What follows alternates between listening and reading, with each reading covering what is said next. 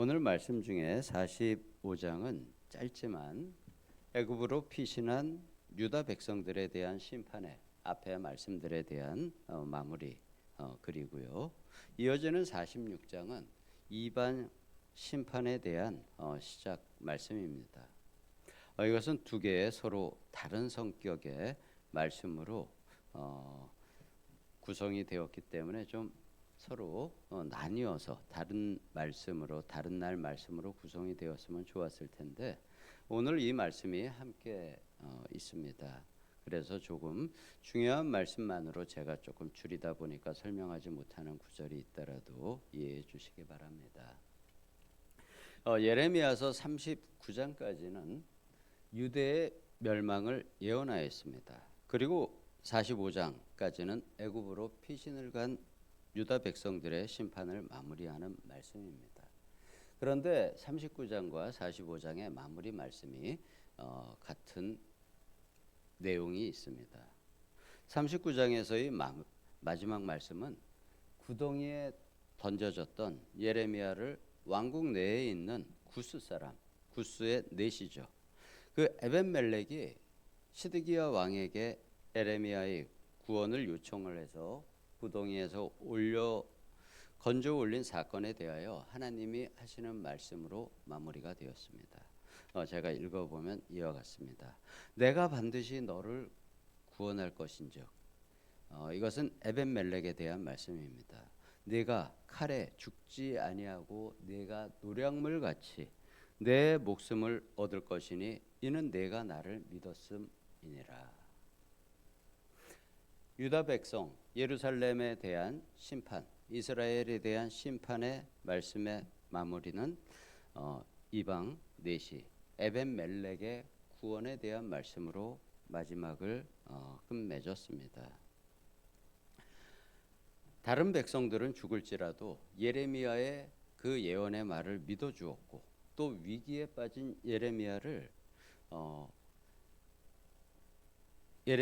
구원을 왕에게 건의를 했던, 그리고 실제로 건져 올렸던 이방 내시를 구원하는 말씀으로 끝이 났습니다. 오늘 말씀 45장은 애굽으로 피신을 갔던 유다 백성의 심판을 마무리하는 말씀인데요.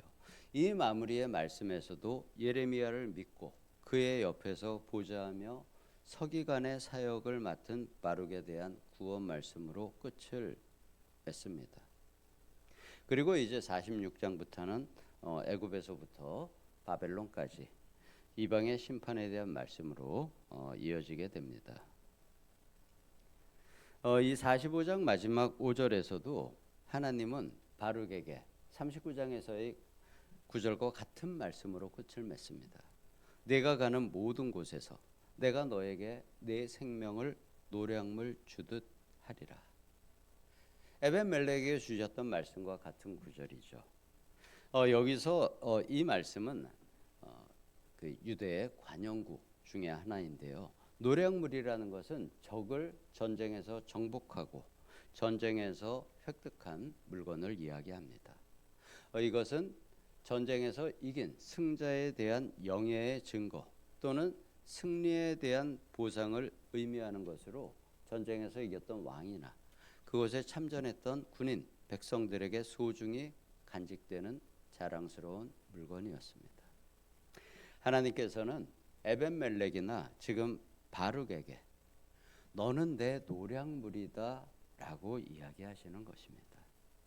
하나님에게 신앙의 노량물이 되어서 대부분의 백성들이 하나님을 배신했지만 너는 나에게 소중하게 간직될 백성이라는 의미로 사용이 되었습니다. 하나님은 예레미야 심판과 애굽 심판의 마지막 구절에서 이렇게 구원받을 백성에 대해서 말씀을 마무리하신 것입니다. 하지만 오늘 바룩에 대해서는 책망의 말씀도 5절에서 함께 주십니다. 내가 너를 위하여 큰 일을 하느냐 그것을 찾지 말라 하십니다. 당시 바룩은 아마 자신이 하나님의 큰 사역을 담당하고 싶어 했던 것 같습니다. 자신의 스승 예레미야를 보면서 아마 자신도 예레미야와 같이 큰 일을 담당하는 예언자가 되고 싶어 했던 것으로 추정할 수 있습니다. 그래서 하나님은 바룩에게 큰 일을 생각하지 말라고 권면을 하십니다.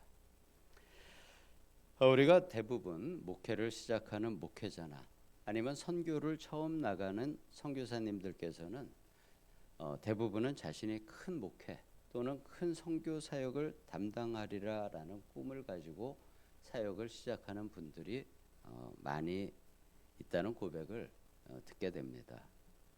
하지만 하나님께서는 많은 목회자와 또 선교사님들에게 큰 사역을 맡기지는 않으십니다.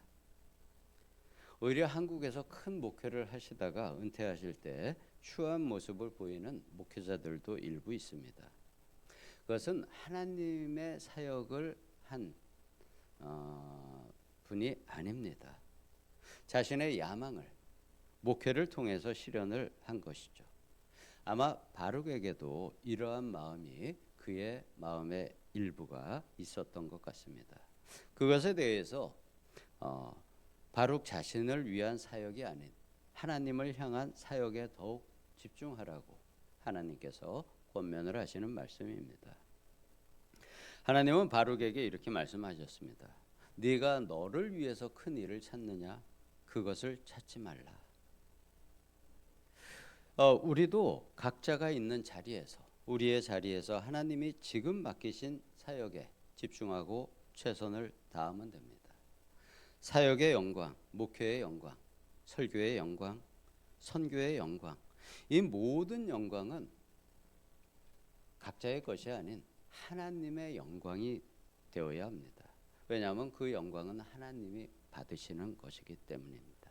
그리고 이 모든 사역의 주인도 하나님이십니다. 그래서 그 모든 사역의 영광은 항상 하나님께 돌려드려야 합니다. 바룩이 자신의 영광을 위해서 큰 일을 하고 싶어한 그 마음에 대해서는 책망을 하시지만 그가 이룬 사역에 대해서는 구원을 베푸시겠다고 말씀하시는 것입니다. 그렇지만 결과를 보면은 사실 바룩은 큰 사역을 이룬 예언자가 맞습니다. 제가 전에 새벽 예배 때도 한번 이야기 드렸듯이 우리 개신교를 제외한 천주교 그리고 다른 모든 정교회, 동방 정교회를 비롯한 영국의 정교회나 러시아 정교회, 그리스 정교회 그 모든 정교회들의 성경에는 바룩서가 여러 권으로 나누어서 예레미야서 다음에 순서가 구성이 되어 있습니다. 그는 유대인들에게 상당히 큰 사역을 이룬 선지자로 인정을 받는 선지자입니다. 그러나 그는 유대 전승에 의하면은 예레미야와 함께 애굽에서 돌에 맞아 죽었습니다. 하나님은 그를 책망하셨지만 그를 큰 사역자로 세우셨고 육체는 순교했지만 영혼은 하나님께서 기뻐 받으시는 구원을 얻었습니다. 그리고 이어지는 46장에서는 애굽의 심판을 말씀하십니다. 애굽은 자신이 가진 모든 힘을 모아서 전쟁에 나섭니다. 당시에 애굽 왕 느고는 신흥 세력 바벨론을 견제하기 위해서 군대를 일으켰습니다. 그들이 자랑하던 기병과 전차병을 앞세웠고요. 또 구스와 붓의 보병, 현대적으로는 에티오피아와 리비아 지역입니다. 그리고 또 루딤의 궁병들도 동맹군에 합류를 시켰습니다. 그 위세가 마치 나일강이 범람하는 것처럼 요란하고 대단합니다. 그들은 강물이 홍수가 들판을 휩쓸듯이 자신들의 군대로 바벨론의 대적들, 군대들을 휩쓸어 버리겠다고 외쳤습니다. 하지만 그들이 상대해야지 될 적은 바벨론의 군대가 아닌 만군의 하나님이셨습니다. 아무리 큰 제국의 군대일지라도 하나님이 주도하시는 그 역사의 흐름을 바꿀 수는 없습니다. 두 번째 갈그미스 전투, BC 605년에 있었던 2차 갈그미스 전투에서 바벨론에게 패함으로써 지금 출전하는 그 전쟁에 패함으로써 팔레스타인 지역의 주도권을 잃게 됩니다. 단지 힘의 논리만이 아닌 국제 질서가 재편이 되는 데는 하나님의 심판이, 하나님의 주도권이 있습니다. 하나님께서는 애굽의 우상에 의한 그 허상을 드러내시기 위해서 바벨론을 도구로 사용하신 것입니다.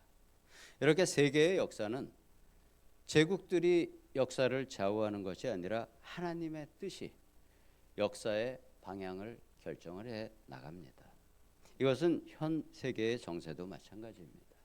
지금 미국과 중국, 러시아나 이스라엘에 의해서 세계의 정세가 변해가는 것 같지만 이 모든 역사의 주관자는 지금도 당시 제국시대와 같이 하나님께서 주관을 하고 계십니다. 하나님께서 주관하시는 역사의 흐름은 항상 동일합니다. 하나님을 섬기는 나라는 영적인 부흥이 일어나게 되고 하나님을 등지는 나라는 쇠락과 멸망의 길을 가게 됩니다. 이것이 성경의 역사를 통해서 보여주시는 하나님의 통치 그리고 또 하나님의 뜻입니다. 이것은 가정과 우리 각 개인에게도 마찬가지입니다. 하나님으로부터 돌아서지 말고 또 바룩처럼 내가 하나님의 큰 일을 하겠다고 나서지 말고 묵묵히 지금 나에게 주어진 작은 사역에 집중하는 것이 바로 우리를 향하신 현재, 나를 향하신 하나님의 뜻입니다. 오늘도 내 삶의 주관자가 오직 아버지 하나님이심을 믿고 감사함으로 기도와 간구하시는 하루가 되시기를 예수님의 이름으로 축복드립니다. 아멘. 네, 기도하겠습니다. 아버지 하나님, 심판의 마지막 말씀을 항상 구원의 메시지로 마무리하여 주심에 감사드립니다. 어떠한 심판 가운데에서도 아버지를 믿음으로 고백하는 성도에게는 구원을 주심을 알려주심에 감사드립니다. 우리가 아버지가 주시지 않은 큰 일에 우리 각자가 나서지 않고 지금 우리 각자에게 맡겨주신 각자의 사역에 집중하고 믿음으로 받아 충성하는 우리 모든 성도님들 되시기를 예수님의 이름으로 기도드립니다. 아멘.